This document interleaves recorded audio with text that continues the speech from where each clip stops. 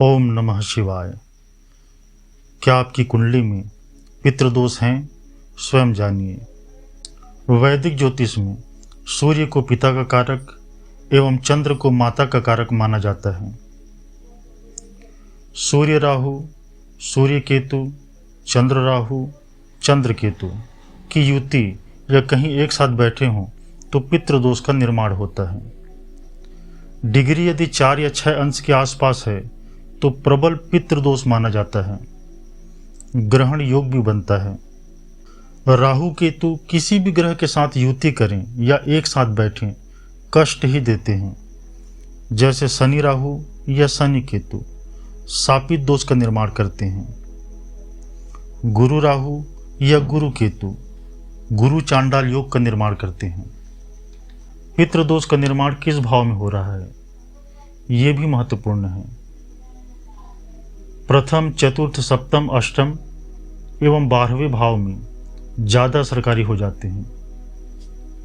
आइए समझते हैं पितृदोष किस भाव में क्या परिणाम देते हैं। प्रथम भाव का पितृदोष जातक के मन को अशांत करता है।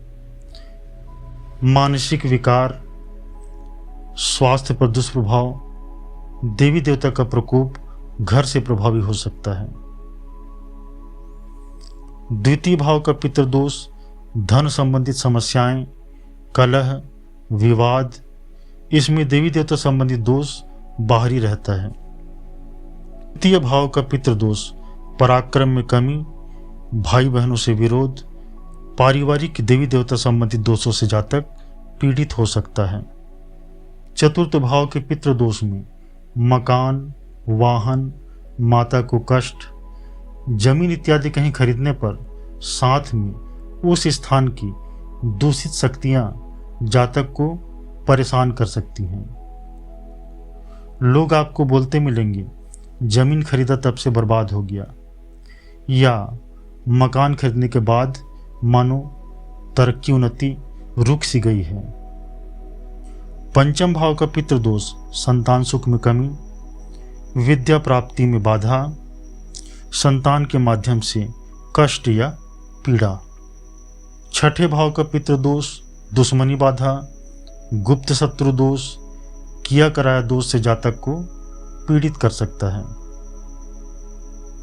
सप्तम भाव का पितृदोष वैवाहिक सुख में कमी लाता है, गृहस्थ जीवन विषाक्त करता है, विवाह विच्छेद एवं ससुराल पक्ष के देवी देवता संबंधित दोष प्रभावी हो सकते हैं।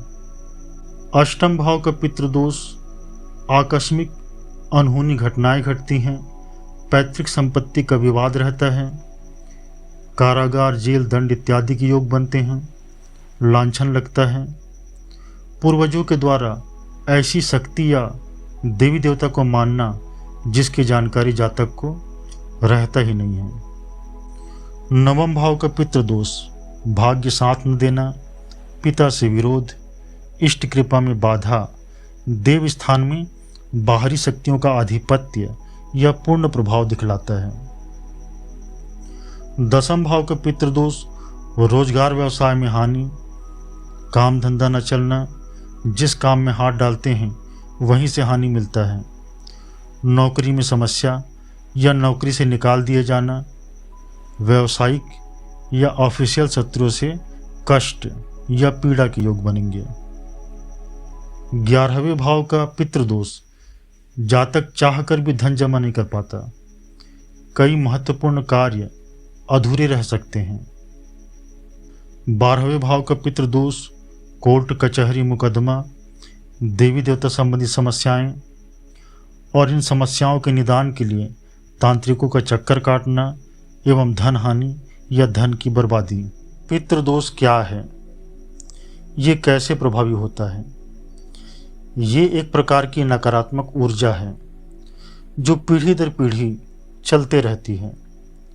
जैसे कई रोग आनुवांशिक होते हैं, पर दादा से दादा को, दादा से पिता को, पिता से पुत्र पुत्रियों को, ठीक वैसे ही यदि पूर्वजों द्वारा किसी स्त्री का शोषण किया गया था या किसी कमजोर को सताया गया था, इसका दुष्परिणाम प्रभावित हो सकते हैं।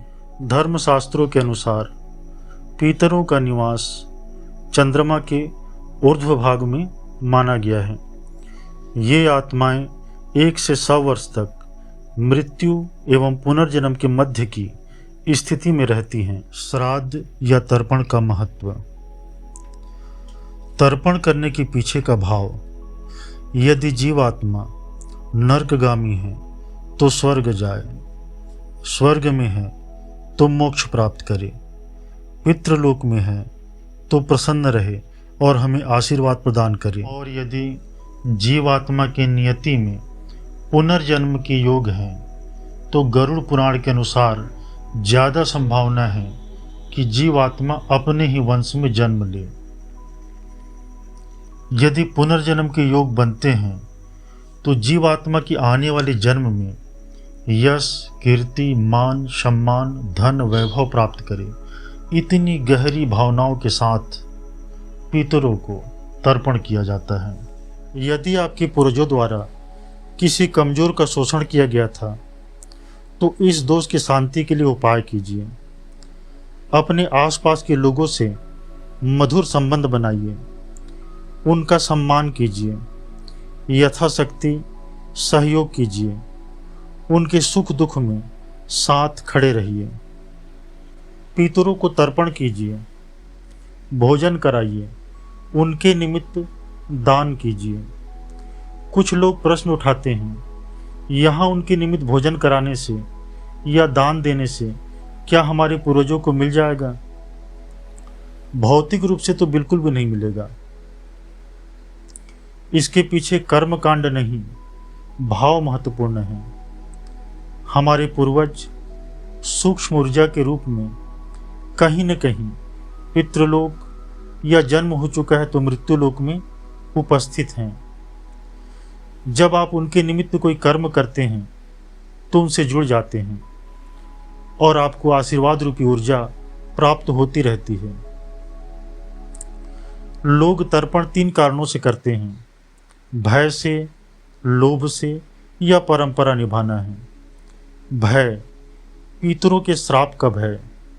लोभ, पितरों के आशीर्वाद से धन संपत्ति में वृद्धि होगी। परंपरा, कोई मतलब नहीं है, बस परंपरा निभानी है। पितरों या देवी देवताओं के साथ भाव से जुड़िए। मंत्रोपचार की अपनी ऊर्जा है। मंत्र नहीं पढ़ सकते तो भी कोई बात नहीं। पूर्व दिशा में देवताओं के निमित्त, उत्तर दिशा में ऋषियों के निमित्त, दक्षिण में पूर्वजों के निमित्त तर्पण कीजिए। और कुछ भी नहीं कर सकते तो दक्षिण दिशा में मुख करके जितने लोगों को आप जानते हैं, पिता, दादा, परदादा, माता, दादी, परदादी, पहले अपने गोत्र के स्वर्गवासियों का तर्पण कीजिए। फिर नाना, परनाना, बूढ़े परनाना, नानी, परनानी, बूढ़ी परनानी, ताऊ, मौसी, चाचा, भाई, बंधु, गुरु, मित्र इत्यादि को तर्पण कीजिए। फिर पूर्व दिशा की ओर मुख कर अपने इष्ट देवी देवता, कुल देवी देवता से प्रार्थना कीजिए कि वो आपका तर्पण, हवन, दान, पुण्य स्वयं भी स्वीकार करें और पितर पूर्वजों तक भी पहुंचा दें। अपने शब्दों में निवेदन कीजिए। भय, लोभ या परंपरा से ज़्यादा भाव महत्वपूर्ण है। अपने शब्दों में प्रार्थना कर आप अपने इष्ट देवी देवता, कुल देवी देवता एवं पितरों से जुड़ जाएंगे। भावनात्मक जुड़ाव के साथ पितरों के लिए किया गया कर्म इस लोक तथा परलोक दोनों जगह फलता है। जिंदगी कभी समाप्त नहीं होती, अनंत की यात्रा है। हम शरीर छोड़ने के बाद भी ऊर्जा के रूप में जीवित रहेंगे।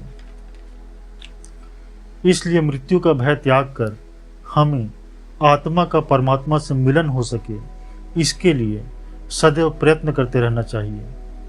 ओम नमः शिवाय।